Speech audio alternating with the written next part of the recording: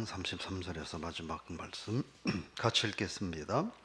깊도다 하나님의 지혜와 지식의 풍성함이요 그의 판단은 헤아리지 못할 것이며 그의 길은 찾지 못할 것이로다. 누가 주의 마음을 알았느냐? 누가 그의 모사가 되었느냐? 누가 먼저 주께 드려서 갚으심을 받겠느냐? 이는 만물이 주에게서 나오고 주를 말미암고 주에게로 돌아갑니다. 그에게 영광이 세세에 있을지어다. 아멘. 할렐루야. 오늘 말씀의 제목은 하나님께 영광, 이런 제목입니다. 오늘 이 로마서 말씀, 특별히 11장 말씀은 하나님의 구원의 역사가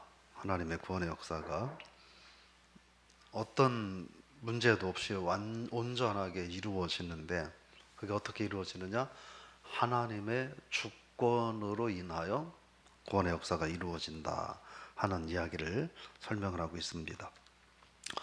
오늘 33절에 보면 깊도다 하나님의 지혜와 지식의 풍성함이요 그의 판단은 헤아리지 못할 것이며 그의 길은 찾지 못할 것이다, 이렇게 말합니다.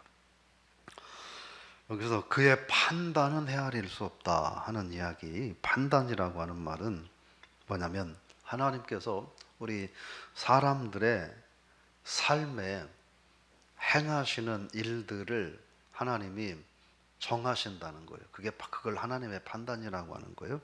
그래서 하나님이 우리를 위해서 행하시는 일들을 하나님이 결정하시고 그 일을 하나님이 행하신다 하는 거예요.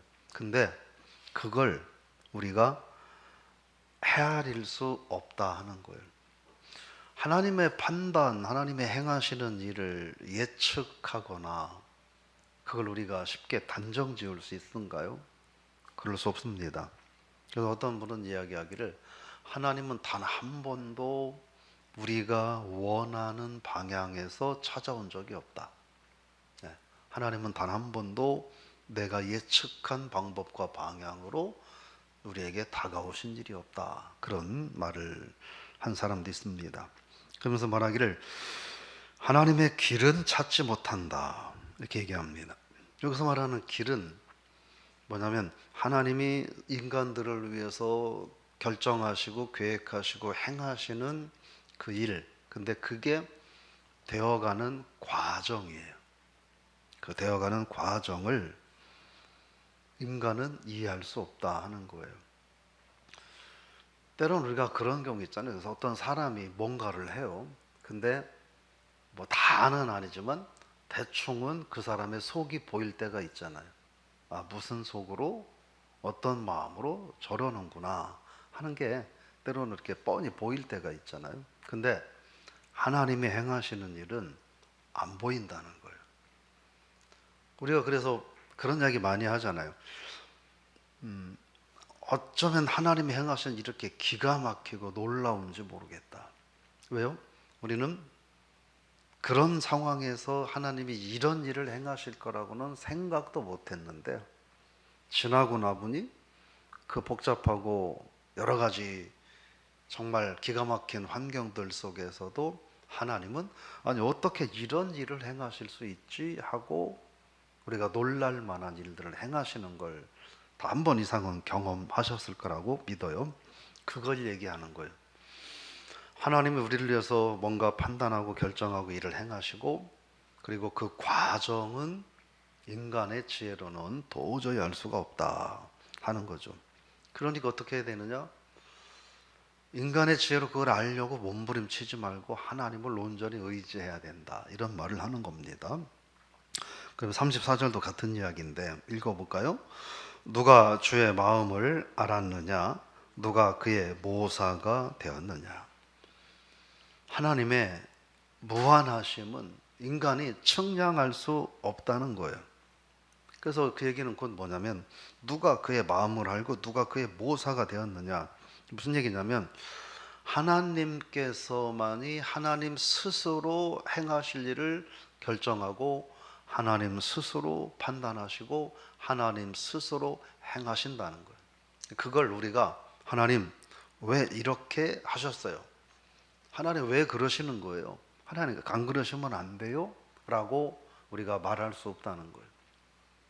그래서 예레미야 선가요 보면 그런 얘기, 토기장이의 비유를 얘기하면서 누가 주인에게 나를 왜 이렇게 만들었느냐라고 말할 수 있느냐 얘기하잖아요.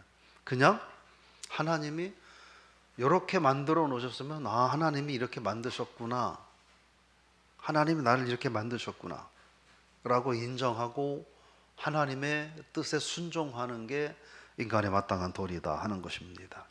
그래서 우리가 하나님을 헤아리려고, 하나님을 좀 살펴보려고 하는 것은 옳지 않다. 그럼 어떻게 하느냐? 하나님은 내가 헤아릴 수 없고 내 지혜로 측량할 수 없기에 그분이 행하시는 일, 이해가 되지 않고 납득이 되지 않고 때로 삶에 곤란함이 있어도 하나님이 행하신 일이기 때문에 이 일은 완전하다, 하나님이 행하신 일이기 때문에 이 일은 의롭다, 이렇게 인정하고 순종하는 지혜가 필요하다 하는 겁니다. 35절 읽어봅니다. 누가 주께 먼저 드려서 갚으심을 받겠느냐. 이게 뭐냐면 하나님은 부족한 분이 아니라는 거예요. 하나님은 그 어떤 것도 아쉬움이 없는 분이라는 거예요. 그걸 말씀을 하는 거예요. 그래서 어떤 부족함과 아쉬움도 없기 때문에 하나님은 사람들에게 의지할 분이 아니시라는 거예요. 반대로 말하면 우리 인간은 모든 게 부족하고 연약하기 때문에 전능하시고 무한하신 하나님께 의지해야 한다 하는 말을 하는 겁니다.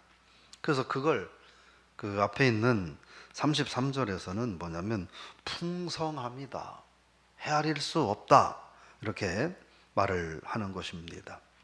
그러니까 하나님은 이 온 인류와 천하 만물의 주인이시기 때문에 아쉬움이 없다는 거예요.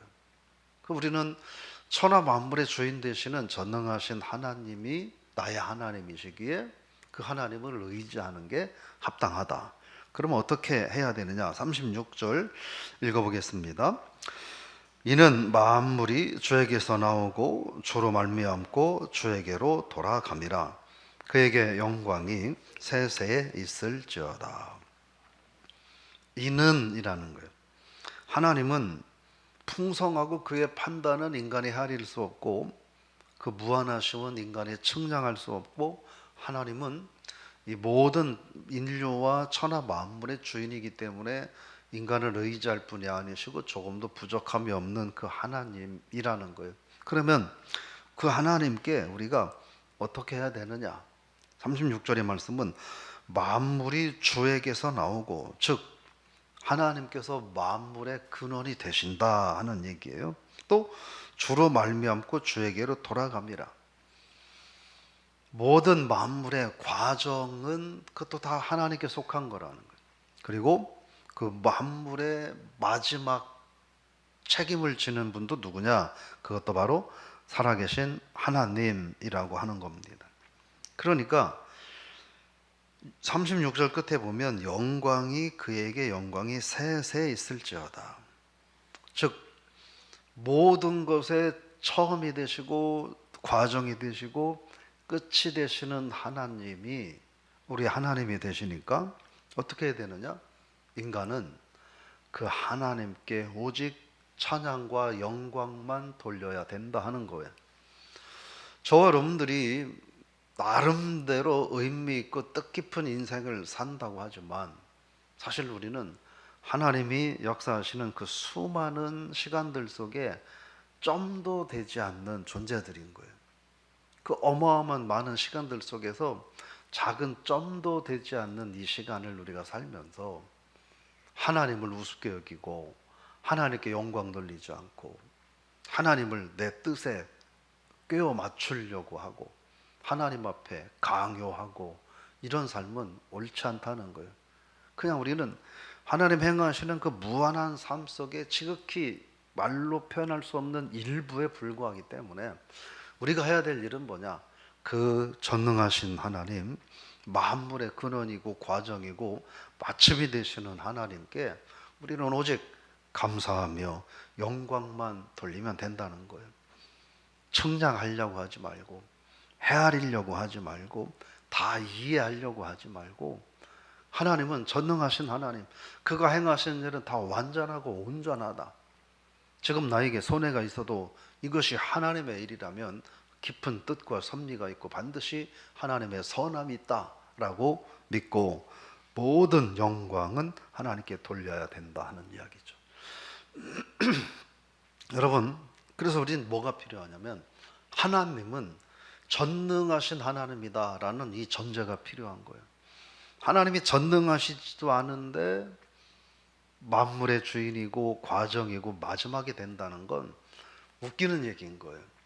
전능하지 않은 하나님이 그런 얘기를 한다면 웃긴 거예요. 우리도 할 수 있는 얘기인 거예요. 근데 하나님은 전능하시다는 거예요. 그래서 하나님의 전능하심을 고백하는 오늘 하루가 될 수 있기를 축복합니다. 그래서 전능하신 하나님이 행하는 건 다 옳다. 때로 그럴 때 있잖아요. 조금 깊게 생각하고 멀리 보고 생각하고 일을 해 가는데 하나밖에 보지 못하는 분들이 그거 하나만 보고 이거 잘못됐다, 문제있다라고 이야기할 땐 참 답답할 때도 있잖아요. 두 발짝, 세 발짝, 다섯 발짝, 열 발짝 내다보면 왜 이걸 해야 되는지 보이는데 그걸 보지 못하고 눈앞의 것만 보면서 불순종하고 이러면 참 답답할 때가 있잖아요. 하나님은 어떠실까 하는 거예요. 무한하시고 전능하신 하나님, 인간의 처음과 과정과 마지막이 천하 만물의 처음과 과정과 마지막이 되신 하나님이 하나님의 헤아릴 수 없는 섭리로 이끌어 가시는데 우리 인간들이 그 한 조금 점도 되지 않는 상황에 서서 하나님 그건 아닌 것 같아요.